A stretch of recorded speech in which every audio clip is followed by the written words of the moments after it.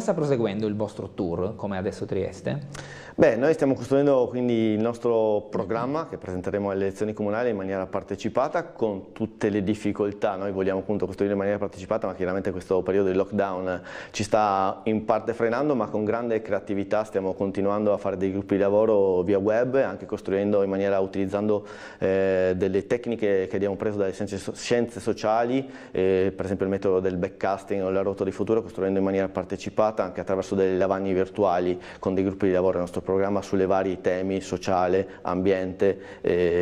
partecipazione, economia e lavoro. E stiamo continuando le nostre passeggiate urbane, ne abbiamo già fatte 3, uno da San Giacomo Altura, uno a Cavana e uno a San Giovanni, e questo sabato faremo la 4ª passeggiata urbana a Valmaura. Ci troveremo alle 10, faremo un percorso di 2 ore a Valmaura. L'obiettivo di queste passeggiate è andare a incontrare le esperienze positive che in ogni quartiere della nostra città per fortuna ci sono, e andare anche a vedere invece i punti di debolezza, le criticità dei nostri quartieri, per confrontarci con, appunto, con le realtà, con le persone di questi quartieri, e costruire assieme a loro il nostro programma con il quale ci presenteremo alle elezioni comunali. Qual è il problema della raccolta differenziata che non decolla secondo lei? È una questione di cultura? No, non è una questione di cultura, assolutamente, è una questione di organizzazione, di sistema, cioè con il sistema di raccolta differenziata che abbiamo noi, cioè con i cassonetti in strada, superare il 50% di raccolta differenziata è pressoché impossibile. Quindi di fatto i triestini,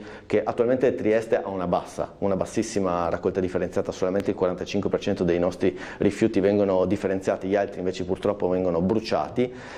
ma non è una questione di scarsa volontà o scarsa cultura dei triestini. I triestini stanno facendo bene il loro lavoro, semplicemente se vogliamo aumentare, come in altre città si è arrivati anche all'80-85% di raccolta differenziata, dobbiamo cambiare sistema organizzazione, e questo genera tutta una serie di ricadute positive. Dove la raccolta differenziata è stata fatta in maniera diversa, dove si sono raggiunti appunto l'80-85% di percentuale di raccolta differenziata, si ha una diminuzione delle spese per la gestione dei rifiuti, e si ha anche un abbassamento significativo anche del 20% della Tari. Quindi fare la raccolta differenziata in maniera diversa, e questo è una delle cose che stiamo discutendo, ragionando anche con degli esperti, quindi sarà una delle nostre proposte di Adesso Trieste. Ha un beneficio per l'ambiente, perché vuol dire meno inquinamento, meno, anche qui di nuovo, bruciare meno i rifiuti, ma anche un beneficio per le casse, per le tasche dei cittadini, perché vuol dire riuscire ad abbattere la Tari. L'obiettivo è permettere a una famiglia di poter muovere, scegliere quotidianamente qual è il modo migliore per raggiungere il proprio posto di lavoro o la destinazione, che a volte può essere l'auto, se uno deve andare lontano, deve portare molto materiale, ma se uno invece deve fare pochi chilometri, muoversi a piedi con il trasporto pubblico, con la ciclabilità, è spesso il modo migliore. Ricordavo il dato di prima che emerge proprio dal piano urbano della mobilità sostenibile: il 54% degli spostamenti nell'ora punta di Trieste sono di meno di 4 chilometri. Cosa, tra l'altro, riuscire a costruire questo sistema di trasporti che permetta a tutti di scegliere ogni giorno il modo migliore per muoversi comodamente, può permettere, quindi dare l'opportunità anche di muoversi comodamente a piedi, in bicicletta, con questo trasporto pubblico, può permettere per esempio a una famiglia che oggi è costretta ad avere 2 auto ad averne solo una, perché un po' è quello l'obiettivo, no? E questo porta dei benefici in termini di qualità degli spazi urbani, di diminuzione dell'inquinamento, di stili di vita sani, quindi anche per esempio della diminuzione della spesa sanitaria, ma la famiglia stessa, che adesso è costretta a pagare 2 rate, 2 assicurazioni, 2 bolli, può, grazie a una città che gli permette di muoversi in maniera diversa, anche magari averne solo una, e questo vuol dire avere più reddito e pagare una rata in meno, e quel reddito magari verrà anche, spesso capita, ci sono varie statistiche che lo dicono, utilizzato nel commercio locale, andando in ristorante, andando a acquistare qualcosa di qualitativo in una bottega sotto casa, e quindi in realtà alla fine una mobilità diversa, innesca anche dei processi virtuosi rispetto al rilancio dell'economia locale. Una delle idee che proporremo è la città dei 15 minuti, cioè in ogni quartiere, in ogni luogo di Trieste ci deve essere, nel raggio d'azione di 15 minuti a piedi, tutta una serie di servizi, e questo è utile per tutti, ma in particolare per gli anziani. Quindi entro 15 minuti ci dovrebbe essere un centro civico, una bottega, una farmacia, una panetteria, un bar, E questa è la visione di città che noi abbiamo, e per far questo non dobbiamo accentrare tutti i servizi, tutta la qualità degli spazi urbani nel centro, ma lo dobbiamo diffondere in tutta la città,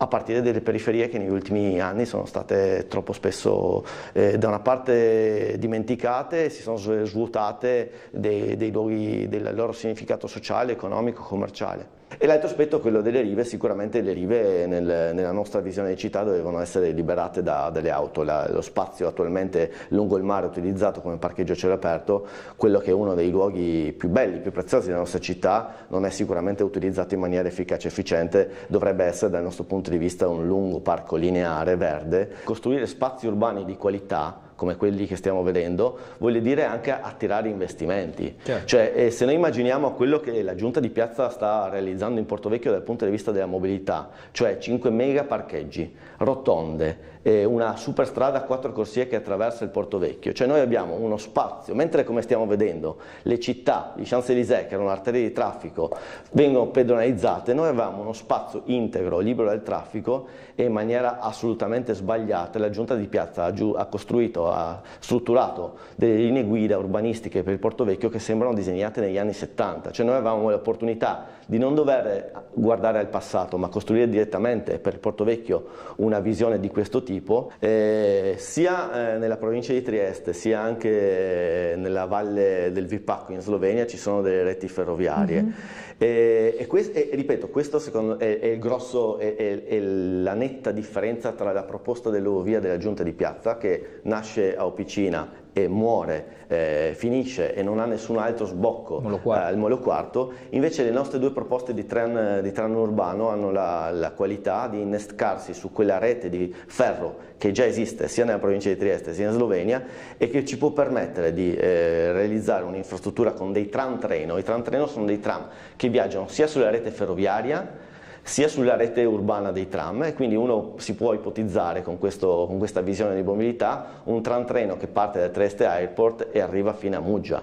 Questo in tempi, diciamo, in 10 anni, ma poi se andassimo a costruire un progetto europeo transfrontaliero, questa linea di tram treno potrebbe anche collegare Capodistria, risalire fino a Sesana, andare poi fino a Nova Gorica e chiudere l'anello a Monfalcone. Quindi si potrebbe veramente costruire una rete che innoverebbe in maniera radicale la qualità del trasporto pubblico a Trieste.